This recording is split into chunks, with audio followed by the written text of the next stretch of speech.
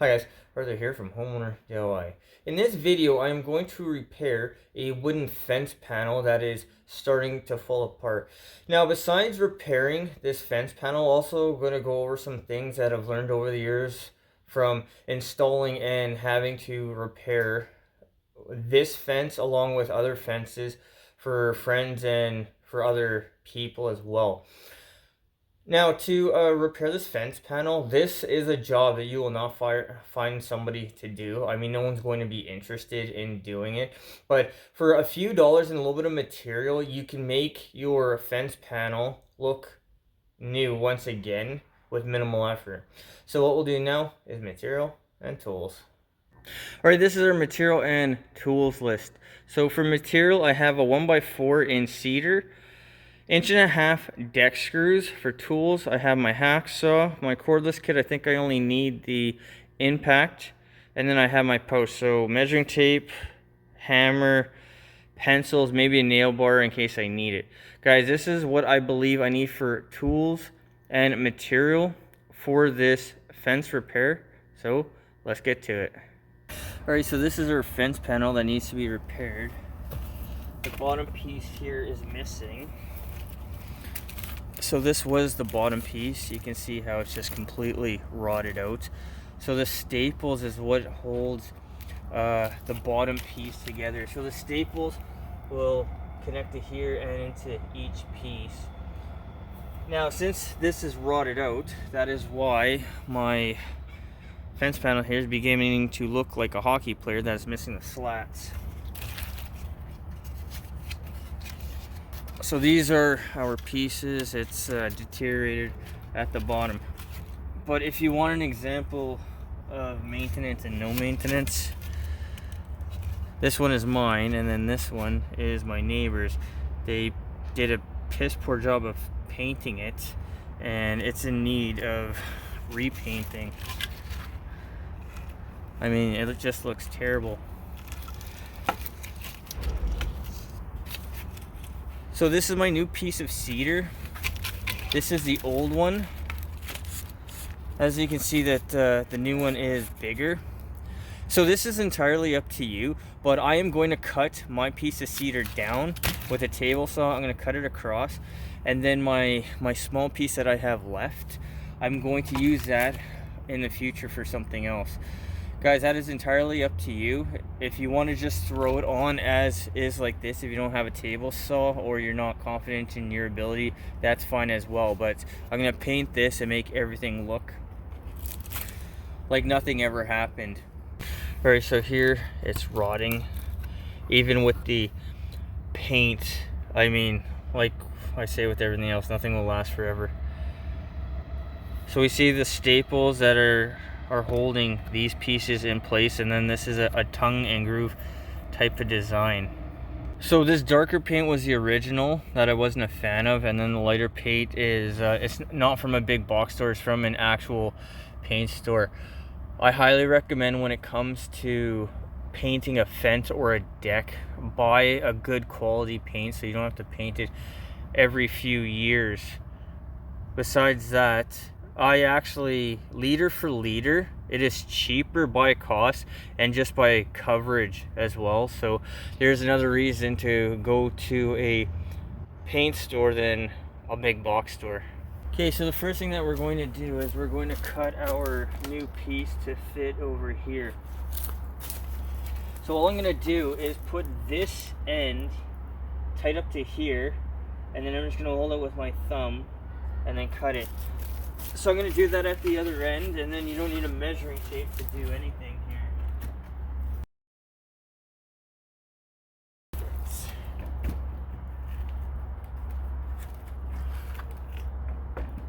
I'm hitting the head of the nail. So when I go to install this, all I'm going to have to do is just tap this in. There's a nail at the other end right here, and that's what's pushing me off. But now with this cut to size without using a measuring tape, I'm going to go and paint it. Alright, so this was once the top rail off of one of my other fence panels. You can see the this was a translucent stain. Guys, one thing that you can find in the big box store is you can find paint or like a translucent stain, if you will. The translucent stain you can see through. However long it lasts on the can, it doesn't last at all. A year maximum, 2 if you're lucky. So guys, make sure that you get a paint and not a stain. So the way the fence panel is designed, they'll put a piece here, and then they'll put another piece on the other side, and then they'll put those pieces there in between. So if we come up and look at this here, we have our piece here, we have our piece here, and then they'll put the pieces in between. So I believe these things are actually built upside down just to make it easier to hold in place. So here's an example of the stain. That's this back fence here. This is my neighbor's fence that was painted, and it needs to be repainted. They put their house on the market and they weren't able to sell, and I bet you this was a contributing factor because it looks so bad. If you're gonna sell your house, the place has to look presentable. All right, so for a fence install, we have our post here. We have 1 galvanized nail, we have 2 galvanized nail, and then we have a 3rd one. So if I was to install this fence, this is what I would do. I do 3 on this side, 3 on the other side, and then on the opposite post I do 3 and 3. So a total of 12 screws would be put into it. Now these are galvanized nails. I wouldn't use galvanized nails, I'd use screws. The reason I'd use screws is because this wood is outside, so in the winter time it's going to get wet, so it's going to expand. In the summertime it's going to get dry, so it's going to contract. So your fence panels will be doing this essentially up against your post.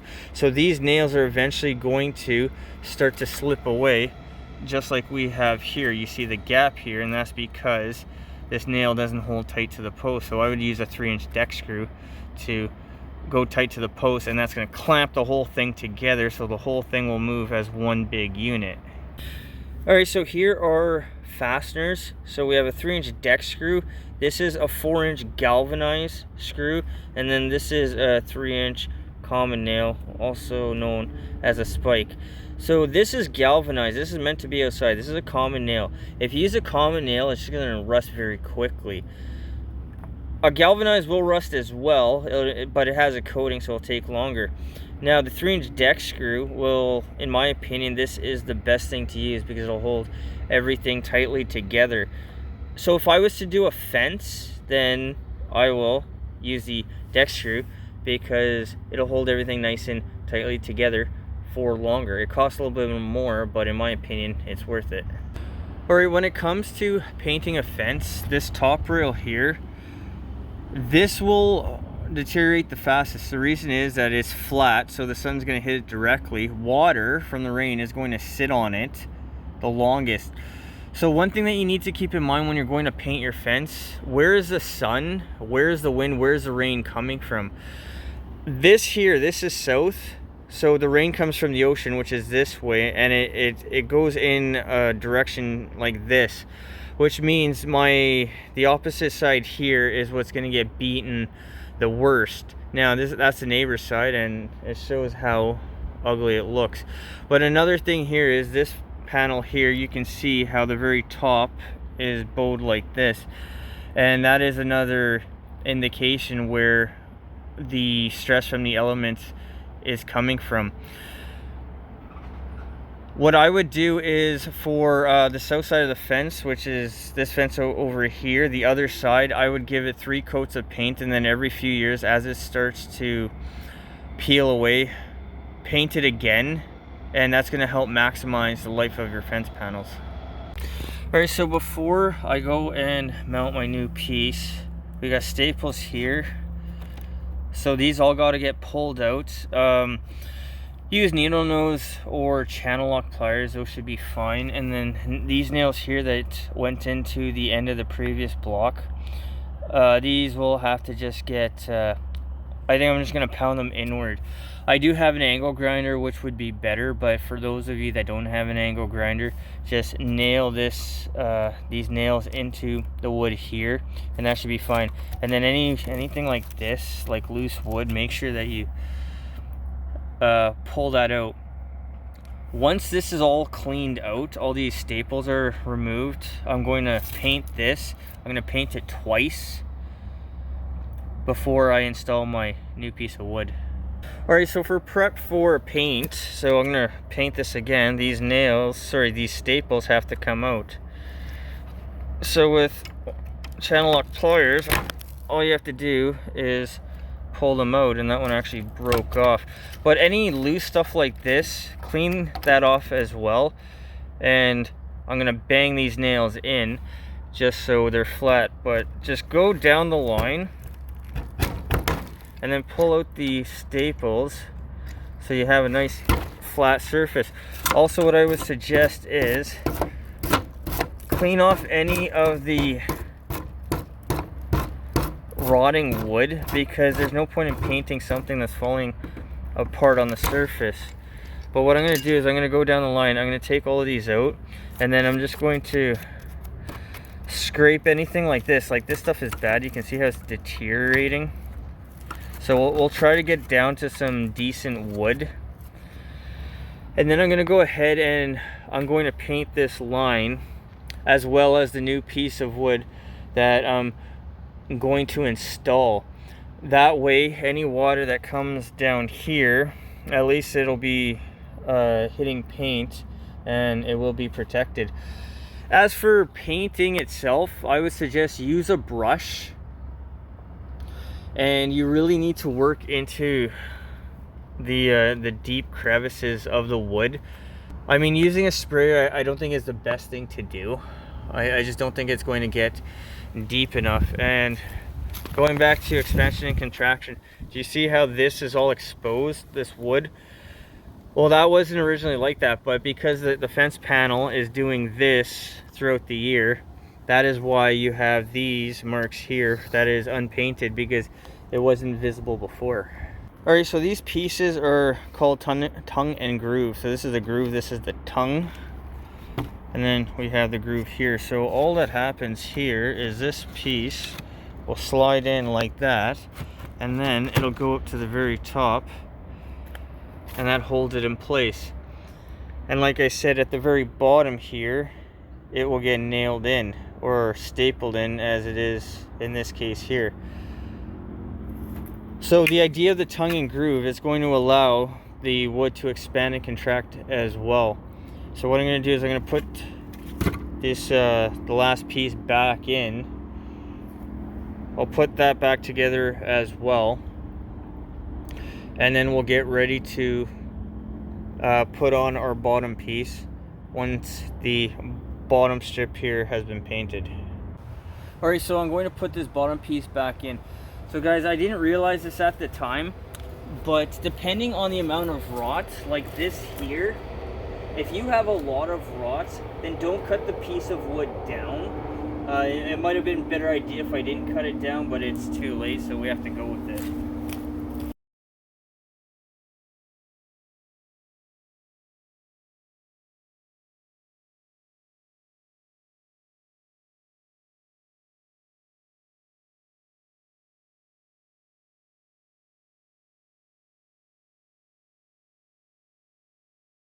Alright, this is what the panel looks like with it being all done. So between this one I fixed and then that one over there, they look pretty much the same, minus the screws.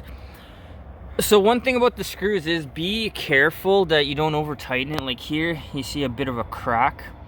Remember, this wood is getting older. But other than that, everything is now, it's put back together, it's relatively solid. Put as many screws in as you think you need. But for the most part, with a couple of these pieces now screwed in, that should hold the whole thing together, so this fence panel won't fall apart, at least anytime soon. So what we'll do now is an overview of this job. Alright guys, so that concludes this job. So this is a relatively simple, cost-effective fix. There's not much that you need. You don't need power tools. You don't need anything over the top. I mean, I do have an impact. If you want to use nails, I mean, I guess you could, but the reason I am against using nails, especially with stuff that is old, is that you're just a lot more likely to break something. That is why I prefer to use screws. The time on this job: to paint the wood, to clean everything, and then put everything back together, the time was about 2 hours in total. the cost of this job. The cedar, the screws, and the paint, I would say the cost is probably about $20 in total. So as of the time that I am filming this video, locally here a fence panel costs $160. So I mean, it's definitely worth just to be proactive about maintenance. And guys, once again, the best thing that you can do to maintain a fence is paint it every few years on a consistent basis. If you notice paint is peeling, then go ahead and paint it, but don't allow the paint to peel away, because first of all, it's not going to look good like with my neighbors, and second of all, it's not going to preserve the wood as long as if you were proactive about painting. Guys, I hope you enjoyed the video. I hope you learned something. I hope something here is going to help you on your project when you need to go ahead and do that. Guys, till next time, please hit the like button, subscribe, and I'll see you on the next project.